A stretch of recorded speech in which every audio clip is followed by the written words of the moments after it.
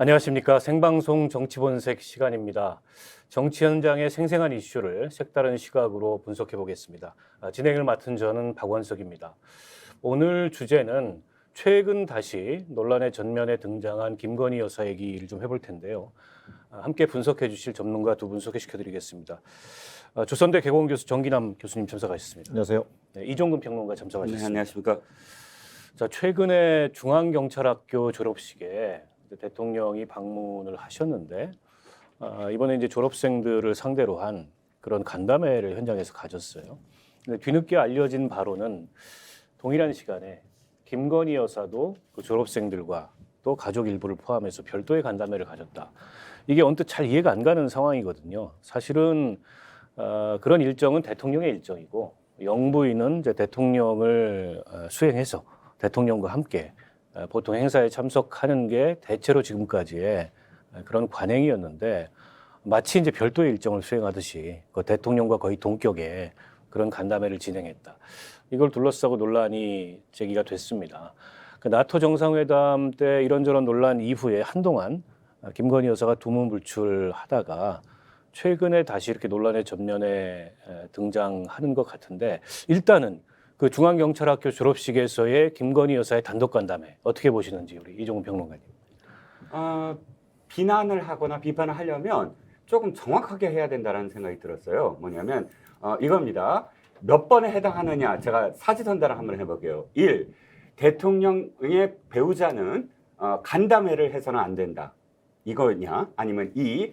대통령의 배우자는 대통령과 함께하는 일정에서 대통령과 별도의 간담회를 해서는 안 된다.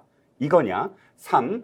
대통령의 배우자는 간담회를 해도 되는데 단 자기의 이해 충돌과 있는 곳에 가서 간담회를 하면 안 된다냐? 사지선다가 아니라 세 가지만 놓고 봤을 때 어디에 지금 해당할까요?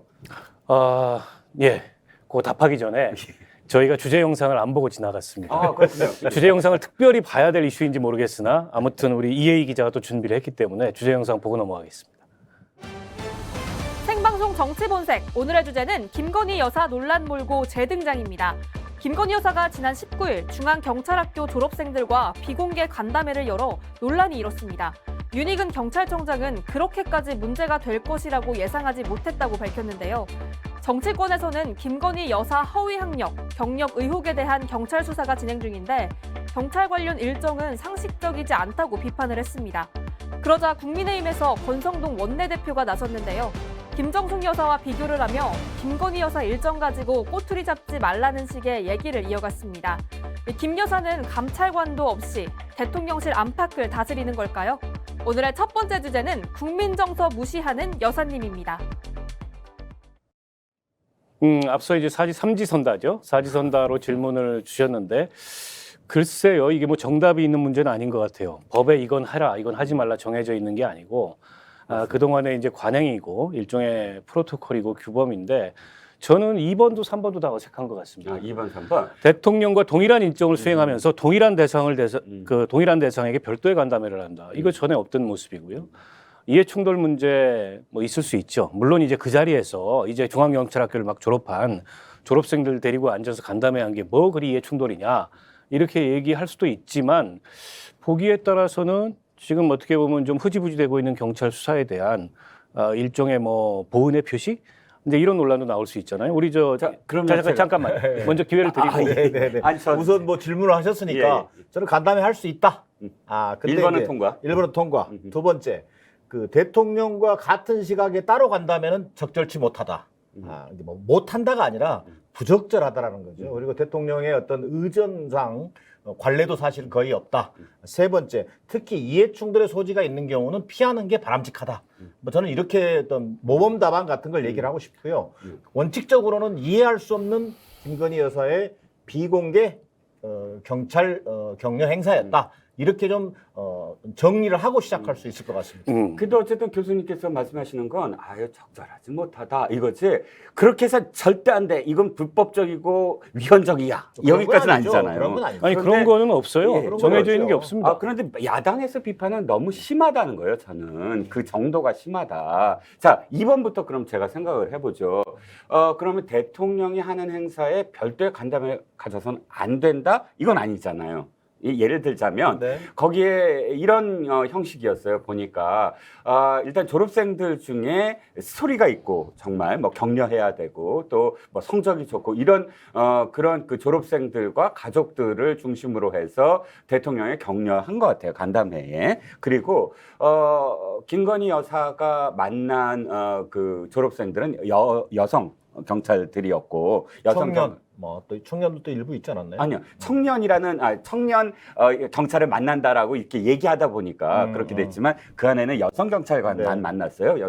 여성 경찰관과 그 가족들입니다. 그래서 사실 뭐 비공개라서 그렇지 저는 예를 들어서 경찰이 지금 갖고 있는 그 여성 경찰에 대한 비난 이런 게 굉장히 심각하잖아요. 그러니까 지난번에 왜 그 이 층간소음에 이 분쟁이 붙었다가 살해 사건이 났을 때 거기에 출동했던 여성 경찰관이 현장을 회피했다. 그래서 엄청난 비난을 받았습니다. 네. 이를테면 여성 경찰관들의 뭐 고충이라든지 또 격려를 할 그런 자리도 필요하다. 네. 만약 이것이 어떤 의미가 있다면 도리어 직접적으로 여성인 대통령 배우자가 여성 경찰들만 따로 모아놓고 할 수 있는 이야기가 분명히 있지 않았을까. 떠올리는 건 딱 한 가지가 있어요. 엘레노이 루즈벨트, 프랭클린 루즈벨트의 부인이었는데 굉장히 유명한 간담회를 계속 지속했습니다. 월요일마다 여성 기자만 간담회를 했어요. 그때 되게 굉장히 비판이 많았거든요. 아니 대통령이 정치인도 아닌데 그 기자들을 매주 만나는 것도 그렇지만 여성 기자들만 왜 만나느냐. 그런데 거기서 계속 기사거리가 나오니까 어떻게 됐냐? 각 언론사들이 여기자들을 채용을 늘렸어요.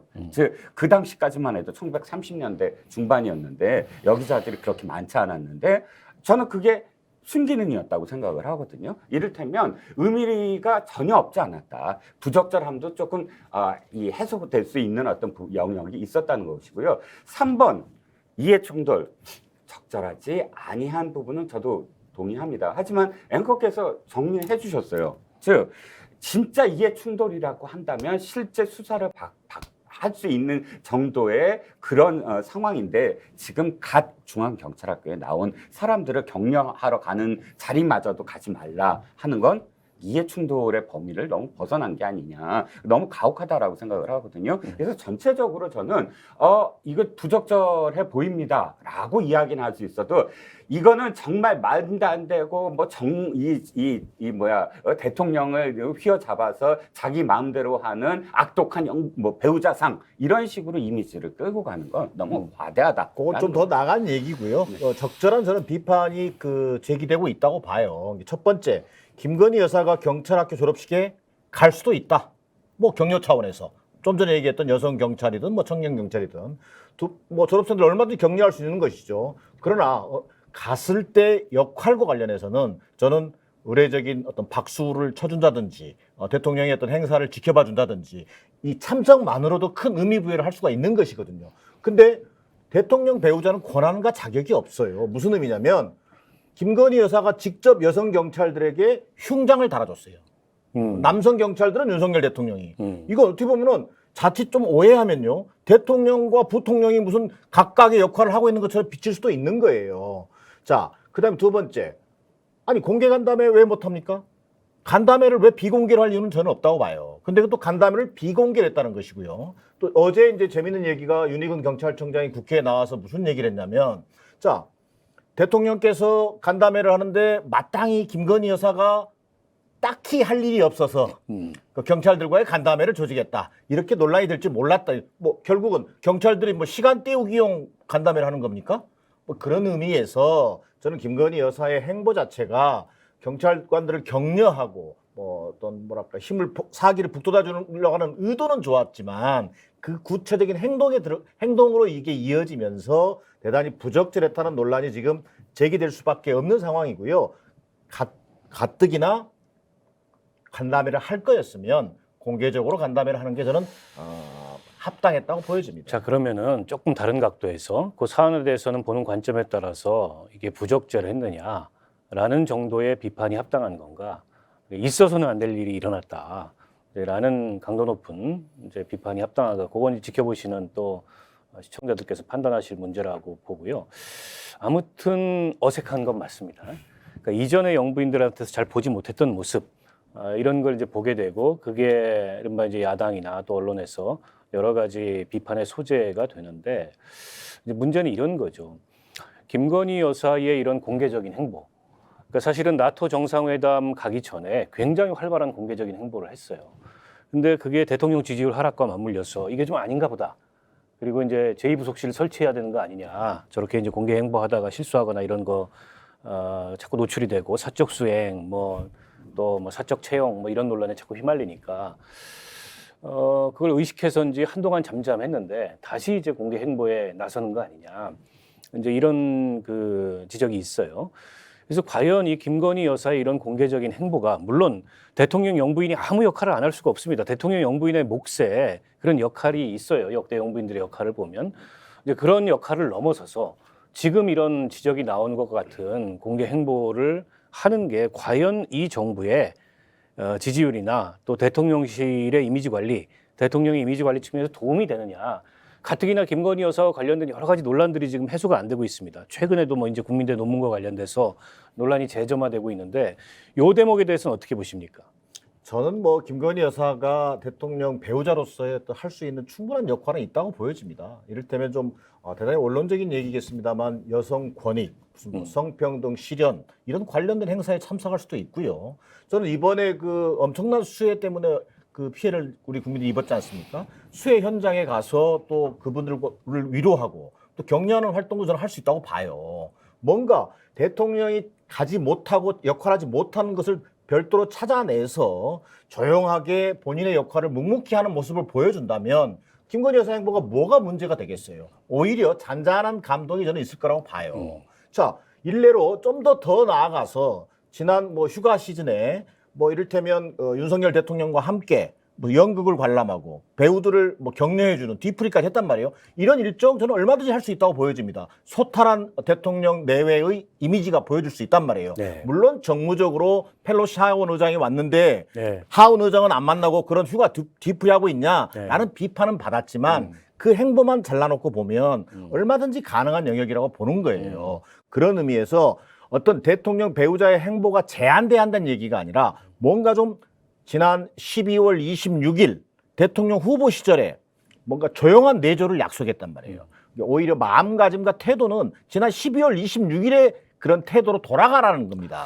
그러니까 지금 우리 정기남 교수님 말씀하시는 거는 이제 조용한 내조를 하면서 국민들이 보기에 뭔가 대통령이 미처 챙기지 못하는 우리 사회 여러 그늘들이 있잖아요.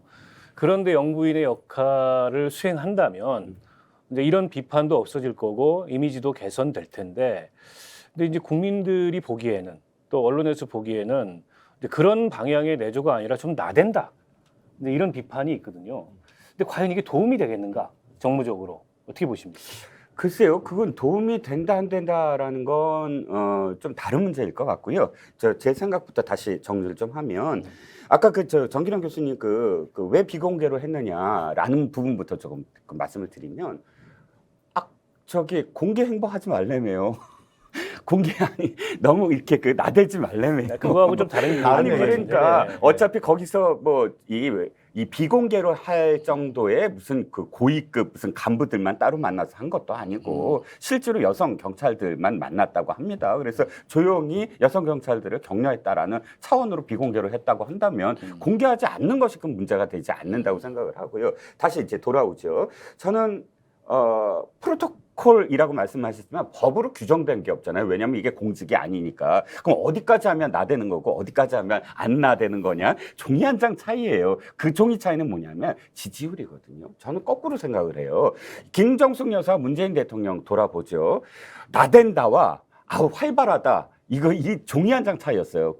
김정숙 여사는 똑같았지만 지지율이 하늘 끝까지 있을 때는 아주 활발하고 새로운 유형이었다라고 얘기했는데 지지율이 떨어지고 그다음에 이 진영 논리 분파적인 어떤 대립이 시작되면서부터는 나댄다로 똑같은 행동을 했는데 나댄다로 바뀌면서 김정숙 여사의 행동도 확 바뀌어 버리거든요. 지금 후반기로 갈수록. 그러면 어차피 이 대통령 배우자가 지지율을 떨어뜨리는 것이 아니라 예를 들어서 닭이 먼저나 달걀이 먼저냐고 얘기한다면 대통령 지지율이 떨어지니까 배우자가 미워 보인다. 저는 거꾸로 이렇게 생각이 드는 거예요. 잠깐만, 그러면은 거꾸로 그 김건희 여사와 관련된 이른바 리스크, 네. 이게 지지율 하락의 요인이 됐다는 분석도 있거든요. 거기에 대해서 어떻게 생각하십니까? 근데 저는 지나치게 중세시대의 마녀사냥 같아요. 그 지지율 하락 요인이 아니다. 요인이 아니다는 건 아니지만 요인의 필요 충분으로 가장 큰 요인이다는 아니라는 거예요. 근데 세간에서는 예, 예. 이게 그 지지율 하락의 3대 요인이 있다. 첫 번째 인사, 두 번째 여사, 세 번째 당사, 국민의힘. 근데 이런 비판이 있어요. 그러니까 이거는 사실은 지지율 하락의 굉장히 큰 요인이라고 지금 보고 있는 거예요. 거기 세 가지 다 뭐가 없어요? 대통령 본인이 없어요. 이거는 외부를 지금 찾고 있는 거예요. 외부에 뭔가 요인을 찾으려고 그렇게 몰아가는 거지. 저는 1도, 2도, 3도 대통령이 지지율 떨어지는데 가장 큰 역할을 했다고 생각하는 사람이거든요. 당연히 본인의 책임은 1번 위에 그 위라고 보시면 돼요. 아니, 본인 여기에 다 책임은 얘기가 뭐 더 있는데. 이상 얘기할 것 없고. 저 얘기를 좀 종합하면 중세시대의 마녀 사냥을 들여다보면 마녀 사냥이다. 그러니까 들여다보면 얘기를 좀 듣고 나서 제목을 다루시죠. 제가 얘기하기 전에 그냥 딱 이렇게 제목을 다시지 말고 마녀 사냥의 내용을 보면 똑똑한 여자들이었어요. 그 여자들은 뭔가 집안 살림하면서도 일기에 대해서 얘기를 한다거나 내일 비가 올 거야 아니면 야 이건 이렇게 할 거야 이렇게 하는 게 더 좋아 하고 마을에서 자식 생각을 많이 얘기할 때 그때 남성들 위주로 해서 저 여자 똑똑해? 지나치게 똑똑한데 저 여자는 마녀야 이런 경우가 굉장히 많았거든요. 이 중세 시대에 그런 어떤 남녀 간의 이 억누르려고 하는 기제가 굉장히 그 안에 많이 포함되어 있다고 생각을 하는데 사실상 지금 들여다보면 이거예요.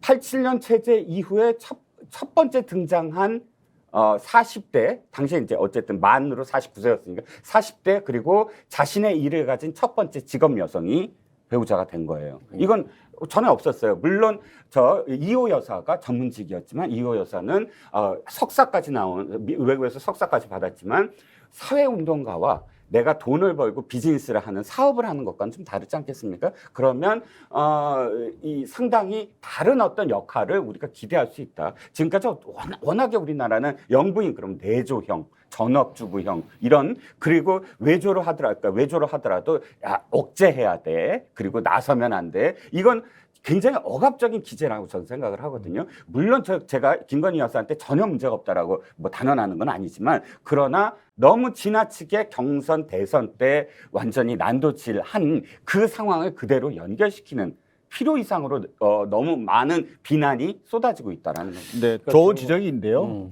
예를 들면 지금 영어로 얘기하면 똑똑한 여성 얘기했는데 그러면 스마트한 여성인 거예요. 좋아요. 그렇게 볼 수 있습니다. 그러나 저는 영어로 좀 대꾸를 하면 김건희 여사의 행보는 uncontrollable, 통제할 수 없는 영역이라고 하는 것이 국민적 인식이라는 거예요.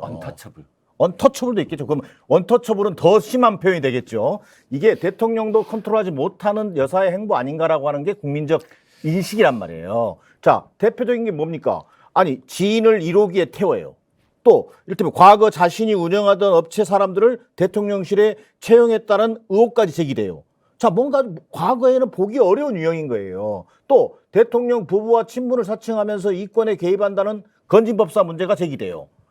또 김 여사가 코바나 컨텐츠를 운영할 당시에 전시업체인가요? 후원했던 전시업체가 관저공사의 일부를 수주받았다는 의혹이 제기돼요. 이런 일련의 그 과정들을 보면 통상적으로 지금까지 봐왔던 대통령 배우자들의 어떤 역할과 모습과는 정말 우리가 경험해보지 못한 새로운 어떤 특이한 스타일을 보고 있는 것만은 분명해 보입니다. 두 번째 토크로 넘어가서 얘기를 좀 더 본격적으로 해보겠습니다. 이런 비판이 지적됨에도 불구하고 정작 김건희 여사 본인과 또 대통령과 대통령실 여당까지 포함해서 그다지 아랑곳하지 않는 그런 태도, 아까 이제 uncontrollable, untouchable, 그래서 일종의 이제 여권 내부의 금기 성역 비슷하게 돼 있는 거 아닌가, 이런 지적도 있거든요. 자, 두 번째 소개 영상 보면서 이 얘기 마저 이어가겠습니다.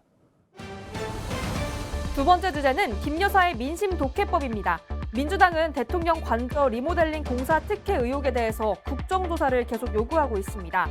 이상민 더불어민주당 의원은 김건희 여사를 겨냥해 김 여사와 관련된 논란이 너무 세상을 시끄럽게 한다며 눈치를 챘으면 의도적이라도 더 뒤에 숨고 머무르는 자세를 보여줘야 한다고 비판했는데요. 논란 자제 요청에도 반응을 보이지 않는 김 여사입니다. 대통령실 주변에서는 김건희 실세론이 넘쳐나고 있는데요. 오늘의 두 번째 주제 함께하겠습니다. 뭐 김 여사의 민심 독해법이 토크의 제목인데 김 여사만이 아니라 대통령 혹은 대통령실 혹은 여당의 민심 독해법 전체하고도 해당이 되는 것 같아요. 좀 전에 소개 영상에서도 나왔지만 김건희 여사와 관련된 대선 당시부터의 논란을 포함해서 여러 가지 논란이 따라다닙니다. 뭐 합격력 위조 의혹, 또 도이치모터스 주가 조작 의혹, 그다음에 논문 표절 관련된 의혹, 게다가 대통령이 당선된 이후에 뭐 사적 수행, 그리고 이제 뭐 사적 수주죠. 사적 수주, 그리고 사적 채용에도 일정하게 관여됐고, 뭐 법사들 얘기 오가고. 이제 그럼에도 불구하고 이런 문제들이 제기됐기 때문에 영부인의 활동을 좀 공식적으로 제어하기 위해서 제2부속실이 필요하고 또 특별감찰관을 통해서 조금 더 투명한 대통령 영부인, 뭐 친인척 가족 관리가 돼야 된다. 그건 사실은 윤석열 대통령이 대통령 선거 캠페인 시절에 지난 정부에서 특별감찰관 임명하지 않은 걸 가지고 법과 원칙에 어긋난다고 대단히 비판했던 사안인데 이 얘기에 대해서도 지금 별로 응답이 없는 상황입니다. 왜 그럴까요? 좀 아까 이제 언컨트롤러블, 뭐 언터처블 얘기 나오셨는데 성역입니까, 김건희 여사? 성역이 있을 수가 있나요? 그건 사실 언론에서 너무 그렇게 지금 그럼 만들어가는 왜 시정이 안 이미지죠. 될까요? 시정? 잘못됐다고 지금 저 전제하고 지금 아니, 그러니까 시정이 돼야 시정 그러면 되잖아요. 잘못된 게 예, 예. 없다, 시정할 게 없다. 아, 그러니까 이거죠. 예를 들어서 아니 예를 들어서 그러면 제가 예, 지금 좀 아빠 설명해. 정기남 교수 말씀하셨는데 네네네. 봉화마을 갈 때 지인을 동원해서 수행한 거 그때는 뭐 아주 임기초였기 때문에 그러리라고 넘어갔습니다. 네. 근데 이 대통령 전용기 즉 공군 1호기에 현직 비서관의 부인을 대통령 영부인과 친분이 있던 이 사람을 태워서 선발대로 파견하고 또 행사에 참석시키고 했던 문제. 지금 관저 공사와 관련해서 김건희 여사와 인연이 있는 업체가 수의계약을 통해서 이렇게 공사 수주 받은 거 다 문제가 없나요? 문제 있습니다. 네. 그런데 문제가 있는데 전 그 문제가 김건희라는 이름으로 해서 특화된 문제가 아니라 대통령실의 문제다. 대통령실에 컨트롤 타워가 없는 거예요. 즉 예를 들어서 노무현 대통령 시절, 노무현 청와대 시절에 유인태 정무수석은 그 밑에 행정관이라든지 무슨 문제가 생길 때 그 기강 잡는 데는 스스로 다 나서서 기강을 제대로 잡고 왜냐하면 유인태 수석이야말로 운동권의 역사를 다 꿰차니까 여기저기서 이 추천받아온 사람들 전부 다 까부지 마. 너 내가 뭐 한지 다 알고 있거든. 이런 식의 어떤 기강을 딱 잡을 수가 있었고 전체적으로 질서를 확립할 수가 있었어요. 그런 누수가 없었다는 거죠. 또 뭐 나쁜 의미일지 이 결과는 국정농단을 못 막았지만 김기춘 비서실장도 사실상 청와대에서 기강을 확실히 잡은 사람인데 지금 대통령실에 김대기 비서실장이 관료 출신으로 와서 이 밑에 있는 행정관 비서관 스토리를 아나요? 몰라. 그리고 또 말씀하셨던 김건희 그 리스크조차도 사실 다 포함해서 대통령실을 꿰차고 있어야 되거든요. 근데 저는 그 포함된 리스크라고 생각을 해요. 그 안에 이제 다 이런 것들이 하나가 다 모아져서 지금 문제가 있는 것이지 특별히 제2부속실이 없어서 문제가 있다. 또 김건희 여사가 다 나서서 거기는 절대 말을 이 대통령실의 이야기를 벗어난 또 다른 어떤 세계가 있다. 이건 너무 확장된 아니 근데 이야기다. 이제 이 문제가 한 번 제기되고 한두 번 제기됐다면은 지금 말씀이 맞을 수도 있어요. 근데 이제 거듭해서 제기가 되고 그러면은 사실은 대통령실에서 이게 또 이제 지지율에도 영향을 미쳤던 위기를 느끼고 관리에 들어가야 되는데 지금까지 관리가 되는 모습이 없다. 그래서 언컨트롤러블이라는 드라마가 이거는 나온 얘기 거예요. 못하는 거 아니냐? 비서실장이 됐든 누구든. 그렇습니다. 그래서 저는 김건희 여사 리스크는 윤석열 대통령의 리스크다는 거예요. 그런 관점에서 이것을 문제를 바라봐야 된다. 자, 시중에는 어떤 얘기가 있습니까? 권력 서열 1위가 김건희 여사고 1위가 법사죠. 법사 2위가 아니 여사고.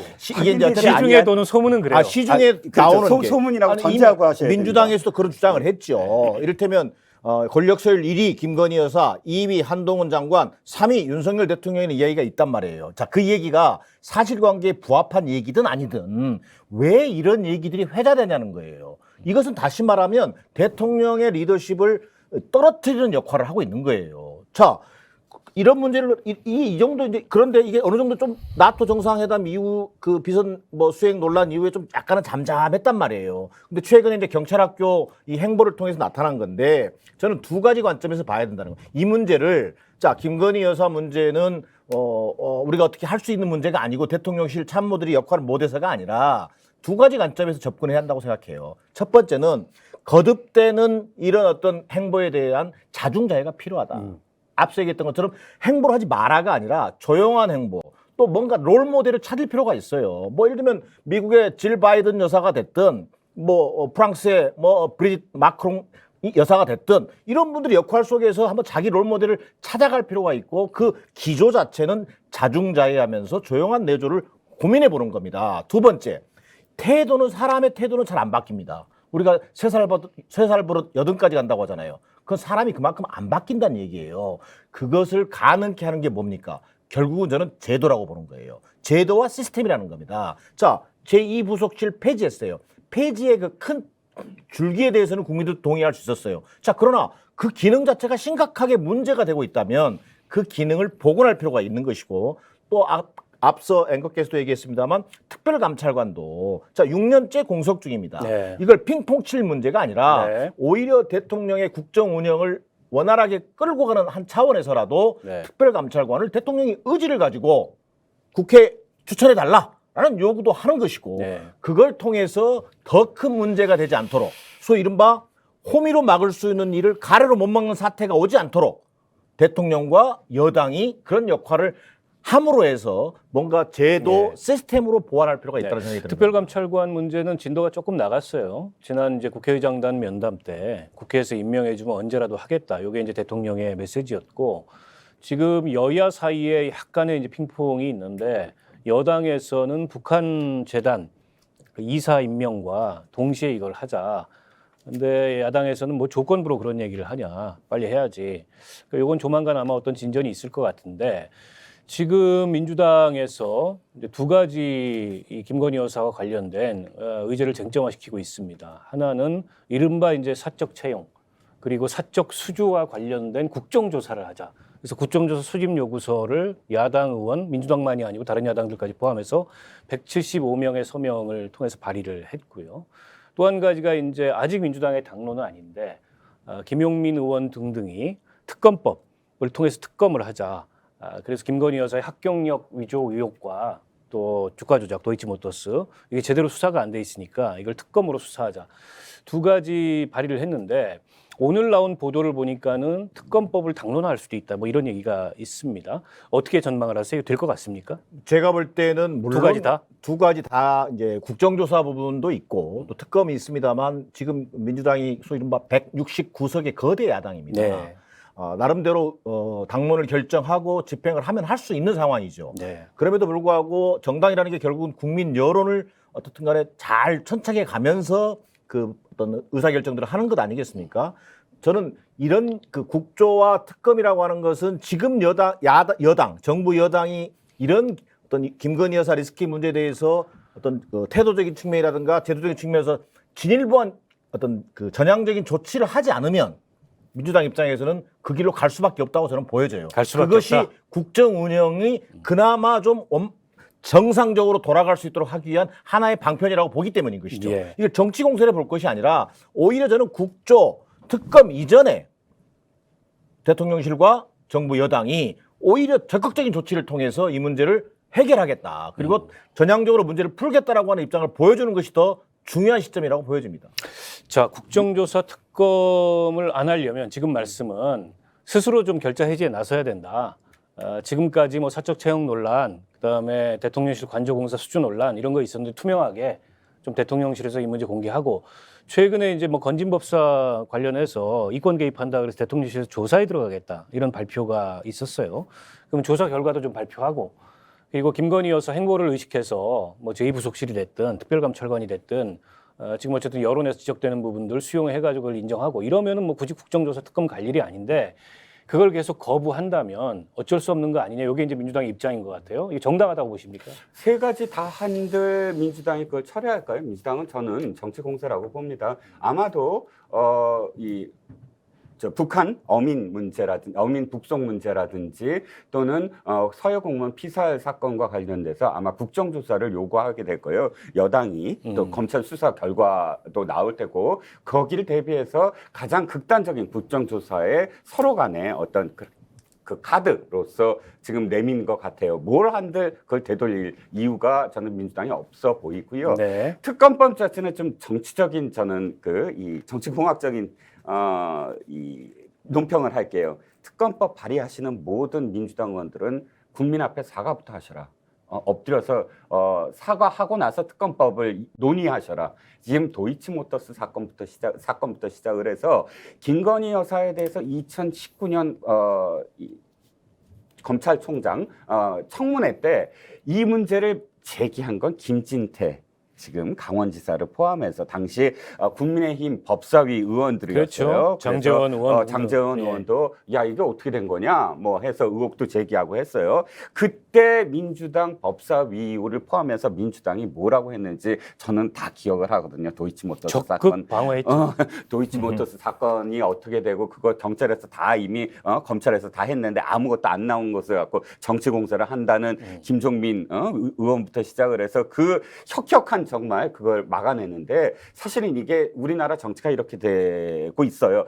내 편이면 그 무슨 허물도 다 덮어줘야 되고 상대편이면 없는 허물도 만들어야 된다라는 아주 극단적인 분파 정치가 되고 있거든요. 예. 그러면 이 도이치모터스 사건과 관련해서는 이것이 정당화되려면 양쪽 다 허물을 좀 다 공개를 해서 이 허물 다 어느 정도는 사과를 하든 뭘 하든 정리하고 하셔라. 너무 부끄러운 분파 정치다라고 표현하고 싶습니다. 예. 건진법사 문제가 제기됐을 때요, 오히려 건진법사를 불러서 어떤 뭔가 자제를 시킨다든지 아니면 그 건진법사를 둘러싼 어떤 조사 내용들을 오히려 진상조사에 나선다든지 이런 적극적인 조치가 요구됐음에도 불구하고 최초에 보인 행동이 뭐였습니까? 오히려 대기업에 공문을 보내서 그랬죠. 건진법사 조심하세요. 건진법사 주의보. 주의보 이런 접근법 자체를 보면서 국민들은 의아하게 생각하는 거예요. 건진법사 문제가 이를테면 윤 대통령 부부와의 친분을 과시하면서 이권에 개입한다는 의혹이잖아요. 이런 문제 정부가 오히려 대통령이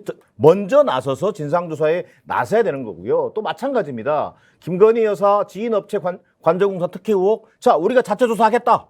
그리고 조사 결과를 밝히는 거예요. 그것이 미흡하면 야당이 비판하는 것이고 또 거기에 대해서 해명하는 것입니다. 그것을 이른바 김건희 리스크라고 하는 것을 그렇게 해소하면서 나아가는 겁니다. 그게 야당의 역할이고 또 정부 여당은 그것을 그렇게 소화해내면서 국민들에게 이해를 구하는 거 아니겠습니까? 마찬가지죠. 대통령실 사적 채용 의혹도 전체적인 전수조사를 통해서 실상은 이렇습니다. 이렇게 문제를 풀겠습니다. 제도적인 미흡함은 있었습니다. 그러나 이렇게 준비하겠습니다.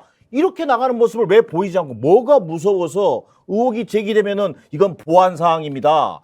또는 뭐 대책 자체를 내놓지 못하는 상황. 그다음에 뭐라 그러죠? 물 먹은 뭐처럼 아무 말도 못하고 그냥 은근슬쩍 넘어가 버리려고 하는 이런 것들이 김건희 여사 문제만 나오면 그냥 두리뭉실 넘어가려고 하는구나. 그러다 보니 시중에서 그런 아까 얘기했던 얘기가 나오는 것이고 또 uncontrollable이라고 하는 단어들을 쓸 수밖에 없는 상황이라는 거예요. 자, 여기서 그러면은 마지막 토크 주제를 저희가 만나보고 이야기 이어나갈 텐데요. 어찌됐건 간에 이 배우자 리스크가 없다고 할 수 없습니다. 있는 건 맞는데 이 리스크를 어떻게 불식시키고 이제 어떤 대안을 내놓느냐에 따라서 이 리스크를 극복할 수도 있고 아니면 이 리스크에 빠져서 허우적거릴 수도 있는데 과연 대통령실의 대응이 이런 문제 지적에 비해서 충분했는지에 대해서는 의문이 있어요. 자, 우리 이혜희 기자 세 번째 주제 영상 소개해 주십시오. 세 번째 주제는 상존하는 배우자 리스크입니다. 김건희 여사의 논란에 대해 대통령실은 이렇다 저렇다 할 반응을 내놓지 않았는데요. 배우자 이슈에 대해서는 집단 함구로 숨을 죽이는 집권 여당입니다. 하지만 김건희 여사를 둘러싼 논란과 논쟁은 계속 이어질 것 같은데요. 국민의 불만을 당사자에게는 전달하지 않는 참모들, 민심을 회피하고 있습니다. 오늘의 마지막 주제 함께하겠습니다. 자, 배우자 리스크에 대해서 어떻게 관리하고 대응을 해야 되느냐. 이게 이제 숙제인데 정작 대통령실이나 혹은 뭐 대통령실이 그렇다는 건 대통령이 그렇다는 거죠. 또 여당이나 이 문제를 별로 심각하게 보지 않는 건 아니냐. 이게 이제 야당의 지나친 뭐 프레임이라든지 또 야당의 지나친 정치 공세다 이렇게 취급하는 경향이 없지 않아 있는 것 같아요. 이제 그런데 과거에도 보면 특히 이제 박근혜 정부 국정농단 시절에 그 박관천 씨인가요? 네. 청와대 그 공직기강 비서관실 행정관이었던 이분이 최초에 뭔가를 폭로하고 나서 이른바 정윤회 문건 폭로하고 나서 뭐 권력 서열 1위가 누구고 뭐 십상시가 어쩌고 이런 얘기들이 막 퍼졌을 때 초기에 사실은 청와대 대응이 비슷했어요. 저거 다 헛소리다. 근데 결국에 그 사이에 상처가 이제 골물대로 골마서 이른바 이제 태블릿 PC 이걸 통해 가지고 최순실 씨의 국정농단의 정도, 양상 이런 것들이 이제 확인이 됐는데 원래 이런 류의 리스크라는 게 어떻게 보면 초기에 잘 끊어내지 못하면 계속 이게 곰고 골마서 나중에 감당할 수 없는 이런 상황에 놓이게 되잖아요. 근데 약간의 이제 위험한 조짐들은 없지 않아 있어요. 왜 그러냐면 김건희 여사 공사분이 잘 안 되는 것 같다. 특히 이제 뭐 수행 논란이나 이런 거에 있어서 물론 이제 뭐 공적인 역할을 안 해봤기 때문에 초기엔 공사 구분이 안 될 수도 있는데 이게 거듭된다는 데 문제가 있는 거죠. 게다가 특히나 이제 그 대통령실 관저 이 공사와 관련해서는 이건 이제 일종의 이권일 수 있거든요. 그게 금액이 얼마이냐를 떠나서 신생업체가 영부인하고 관계가 있는 그런 공사를 수주했다는 것 자체가 가져올 수 있는 유무형의 이런 이익이 어마어마하기 때문에 마땅히 이건 경계해야 될 대목인데 여기에 대해서도 지금 대통령실은 뭐 꿀먹은 벙어리처럼 아무 얘기가 없어요. 자, 그래서 이게 이제 상황인데 앞으로 그럼 어떻게 해야 될지 앞으로 우리 저 이종근 평론가께서도 야당의 공세가 지나치다고는 말씀하셨지만 리스크가 없다고는 얘기 안 하셨어요. 자, 그럼 어떤 차원에서 이 리스크 관리를 해야 될지. 일단 지금 대통령 부부가 인식을 좀 바꿔야 된다. 뭐 저 지금 사실 많이 제가 방어를 하고 또 민주당에 대해서 지나치다라고 말씀을 드리지만 그럼에도 불구하고 대통령이 뭘 안 하고 계시냐면 주변 정리를 안 하고 계십니다. 주변 정리. 가 가장 위험해요. 지금 모든 역대 정권이 무너진 이유는 사실 주변에서부터 시작이 되거든요. 노무현 대통령에게 국민이 진짜 실망한 사건은 노건편 씨 사건이었어요. 노건편 씨가 대우 관련된 임원으로부터 뇌물을 받았을 때 그 날짜로 노건편 씨에 대해서 사실 그 제어를 하고 야단을 칠 수는 없죠. 친형이니까 한 게 아니라 대우 그 임원을 조롱하는 그런 그 멘트를 해서 그 대우 임원이 바로 극단적 선택을 하는 상황으로 벌어지지 않았습니까? 그것 역시 사실상 노건평 씨와 관련된 그 후로도 노건평 씨와 관련된 리스크는 계속 있었어요. 그런데 그런 것들이 사실상 누적이 되는 거죠. 다른 역대 정권도 다 마찬가지였습니다. 뭐 그 DJ의 뭐 삼홍 이 아들들과 관련된 문제, 네. YS의 현철 씨 이런 문제들과 관련해서 사실상 처음부터 이 경계를 해야 되는데 지금 너무 그 경계함이 없다. 그래서 특별감찰관제를 포함을 해서 더 적극적으로 주변 관리를 해야 된다라는 생각이 들고요. 또 하나는 PI. 그러니까 대통령의 이미지를 제대로 만들어야 된다. 이게 나쁜 의미가 아니라 이건 공학적인 문제잖아요. 그러면 대통령의 이미지를 자기가 하는 대로 소탈하고 이쪽으로만 가고 있어요. 그런데 진짜 내가 대통령실에 묻거니 지난번 경선 때인가 대선 때 개사과 그 홍보를 한 사람이 아직도 대통령실에 지금 버젓이 있다면 코바나 컨텐츠 직원이지 않습니까? 그때 그랬죠. 근데 만약에 이 대통령실의 홍보 담당자로 그걸 기획하는 사람이 있다면 이 대통령실은 거의 망조 같은 상황이다. 그러니까 주변 정리를 확실히 하고 그 판단을 제대로 그 이전부터의 어떤 인연을 다 끊으셔라. 그것만이 제대로 된 PI상을 만들 수 있다는 거죠. 자, 지금 이제 PI 얘기가 나왔는데 홍보수석을 교체를 했습니다. 물론 이제 김은혜 전 의원은 홍보의 전문가이기보다는 공보 쪽의 전문가죠. 그렇죠. 네. 대변인을 워낙 이제 지난 정권에서 했었고 정당 대변인도 오래 역임을 해서 그래서 기자들과의 커뮤니케이션이나 언론 커뮤니케이션에 있어서는 뭐 어떤 변화가 있을지 저희가 기대를 해보는데 홍보는 조금 다른 영역인 것 같아요. 근데 그 측면에 이제 홍보기획관도 기획비서관도 임명을 했습니다만 뭐 별로 달라진 게 없어 보여요 현재까지. 그 얘기는 좀 이따 하기로 하고 지금 이제 주변 정리 요걸 키워드로 제시를 해주셨어요. 네. 우리 저 정기남 교수께서는 키워드로 제시를 해주신다면 뭘 제시해 주실 수 있죠? 저는 핑계 대지 말고 특별감찰관 도입을 대통령실이 주도하라는 겁니다.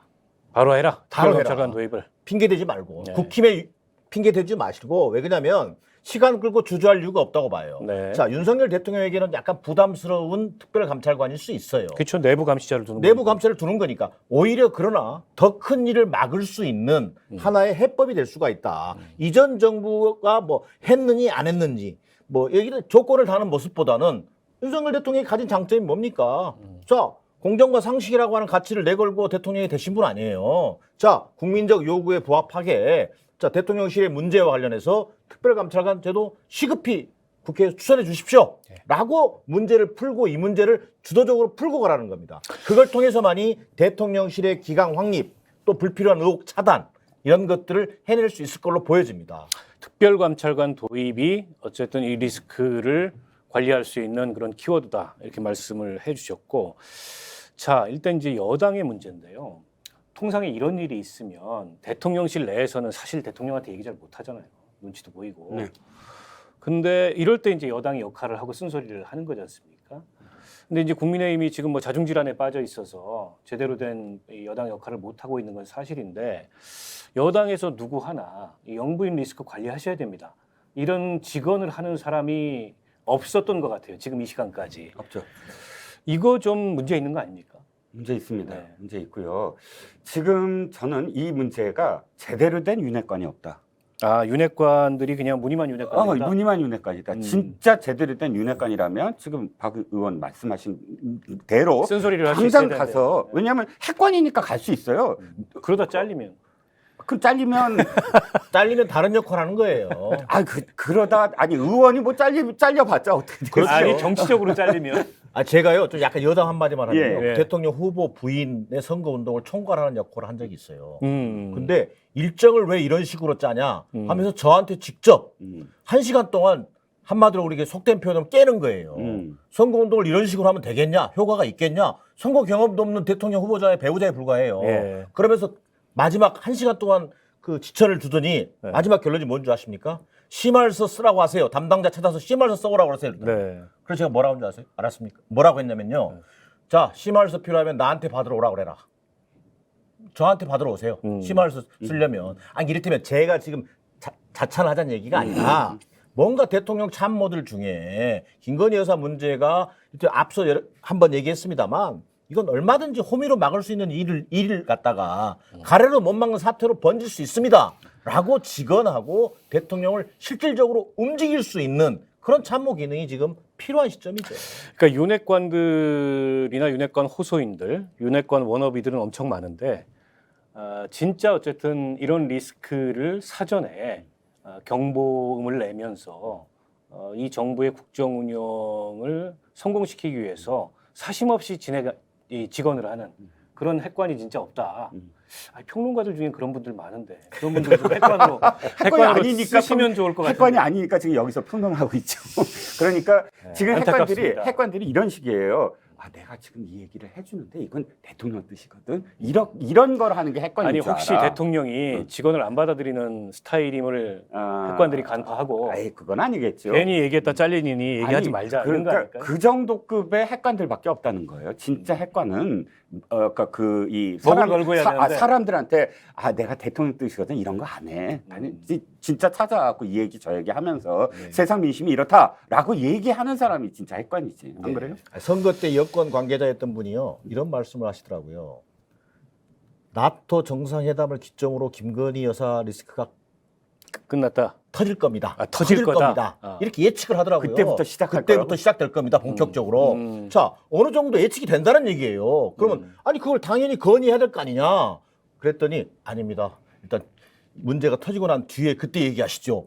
이렇게 되면은요. 계속 사후 약방식 처방밖에는 못하는 것이고 계속 문제를 뒤쫓아가는 그런 그분 저 믿을 만한 여권 관계 아, 그렇습니다. 여관인가요? 자, 그렇습니다. 일단 국민의힘의 지금 비상대책위원회이긴 합니다만 주호영 비대위원장도 좀 새겨 들으셔야 될 그런 얘기고, 이른바 윤핵관과 윤핵관 호소인들도 이 정부의 성공을 정말로 바란다면 본인들의 사심이 아니라 새겨들어야 할 얘기가 아닌가 싶고요. 마지막으로 이 얘기 하나만 해볼게요. 아까 이제 홍보와 대통령 이미지 얘기가 나왔는데 최근에 어느 한 여론조사를 보니까 윤석열 하면 떠오르는 이미지가 뭐냐? 응답자의 33%가 절망이라고 답을 했어요. 이거 굉장히 심각하거든요. 그러면 이게 이제 국정 운영 기조의 문제이기도 하고 대통령의 태도의 문제이기도 하고 아까 말씀하셨 대통령의 이미지 문제이기도 한데 저는 국정 운영 기조나 뭐 인사라든가 이런 국정의 정책 이전에 태도와 이미지 문제에 있어서 이제 국민들이 느끼는 비호감, 부정적인 이런 인식 이런 게 굉장히 높다고 생각을 하거든요. 그러니까 최근 들어서 불거진 논란만 보더라도 나토 정상회의 때 그 뭐 백지 뭐 이거 그다음에 빈 컴퓨터 쳐다보는 거 그것도 뭐 인위적으로 사진을 찍을 수 있는데 아마추어들이냐 인적인 사진도 그렇게밖에 못하냐 요거 논란 하나 있었고 수해 현장 방문하신 사진을 가지고서 또 카드 뉴스로 홍보했었다가 이게 무슨 브랜 마케팅 아니야 이런 논란이 있었고 최근에 또 건의를 내려놓겠습니다 해가지고 마치 워룸에서 회의하는 것 같은데 대통령이 사이드에 앉아 있는 그거를 마치 무슨 뭐 권위를 내려놓는다는 식으로 그렇게 어색한 홍보를 하느냐. 이제 이런 괴가 비슷한 논란들이 몇 개 있었어요. 그래서 일각에서는 어떤 얘기가 나오냐면 그 개사과 논란하고 연동시켜서 홍보 쪽으로 손을 못 대는 거 아니냐. 아예 거기가 거의 성역화된 거 아니냐. 그리고 김건희 여사가 다이렉트로 관리하는 거 아니냐. 이런 의구심을 표하는 그런 추론들이 있어요. 어떻게 보세요? 근데 제가 아는 어쨌든 저도 뭐 좀 취재를 하고 또 관련된 부분들이 있어서 인맥이 있어서 보면 그렇지는 않은 것 같아요. 뭐 실제로 김건희 여사 인맥이 뭐 홍보를 다 줍니다. 그러면 그 개사과했던 사람이 지금 그 홍보 라인 쪽에 예. 들어갔던 게 맞는데 예. 아직 있는 거죠? 아니요. 나갔습니까? 예. 그 실합니까? 정리가 되고 있는 것 같아요. 네. 지금 다행이네요. 이건 있어요. 보니까 윤 대통령이 문재인 대통령하고 비슷한 점이 하나 있어요. 문재인 대통령 시절에도 사실 인사 문제가 있잖아요. 그럼 문재인 대통령이 바로 이렇게 그 경질 안 해요. 한 3개월, 4개월, 5개월 끈 다음에 이 사람을 은근슬쩍 경질을 하는데 이 경질하는 이유가 다 소진됐을 때 사람들로부터 소비된 이후에 하거든요. 근데 윤 대통령이 하는 스타일도 지금 보니까 내부에 행정관 그 문제가 됐던 또는 소문이 안 난 행정관마저도 전부 다 다시 검증해보고 하는 움직임이 안에 굉장히 지금 이른바 윤핵관 라인들 급박하게 지금 돌아가고 예. 있다고 합니다. 다행이네요. 윤핵관 라인만이 아니고 무능한 그러니까 그 실제로 능력에 대한 검증들도 지금 하고 있다고 하니까 그거 좀 지켜봐야 될 것 같고요. 문제는 제가 그 말씀에 대해서 짧게 한 말씀만 드리면 제발 이미지의 포인트를 바꿔라. 대통령이 자꾸 나 소탈해. 소탈함에 굉장히 초점을 맞춰서 즐기시는 것 같은데 그 소탈함이 지금은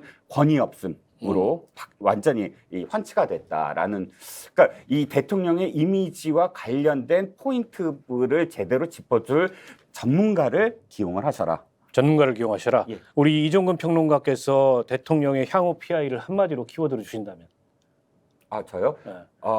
단호함 소탈함 말고 저는 단호하고 결단력 있음으로 바꿔야 된다고 봅니다. 단호함과 결단력.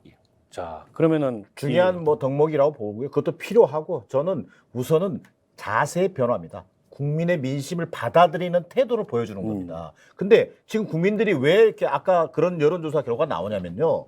위기를 대통령께서 위기로 받아들이지 않는 것처럼 비치는 거예요.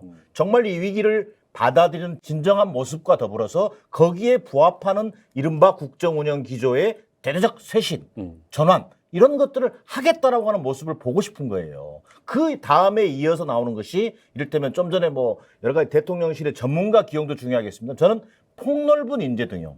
정말 내 편이 아니었다 하더라도 나랑 생각이 비슷한 사람이 아니다 하더라도 정말 전문가라면은 그렇게 폭넓게 인재를 등용해서 정말 내 주변에 똑같은 사고방식을 가진 사람들만 모여 있는 것이 아니라 정말 두루두루 인재를 구하고 있다라는 이미지를 국민들께 보여줘야 된다. 그리고 하나 더 나아가서 정치적으로 어쨌든 국정 운영의 어떤 그 가장 최고 사령탑이 대통령이잖아요. 예. 그렇다면은 지금 여야 관계라든지 소위 국회와의 관계라든지 얼마 전에 뭐 국회의장과 만나서 얼마나 좋은 어떤 그나마 저는 의미 있는 결과가 있었다고 보는 거예요. 그렇죠. 그런 것들을 지금부터라도 협치, 어떤 국회의 어떤 소통 이런 쪽으로 어떤 국정 운영의 어떤 중심을 더 확장해 나가는 지금 그런 모습들이 필요한 시점으로 보여집니다. 예, 뭐 경청과 변화, 소통 이런 것들이 필요하다라는 조언으로 정리를 해볼 수 있을 것 같습니다. 오늘 이제 김건희 여사 관련된 리스크 얘기를 좀 해봤는데요. 사실 이런 주제가 그다지 유쾌하지 않습니다. 이런 주제를 가지고 얘기를 가급적 좀 안 했으면 하는 바람에서 최근에 논란이 된 대목들에 대해서 한번 짚어봤고요.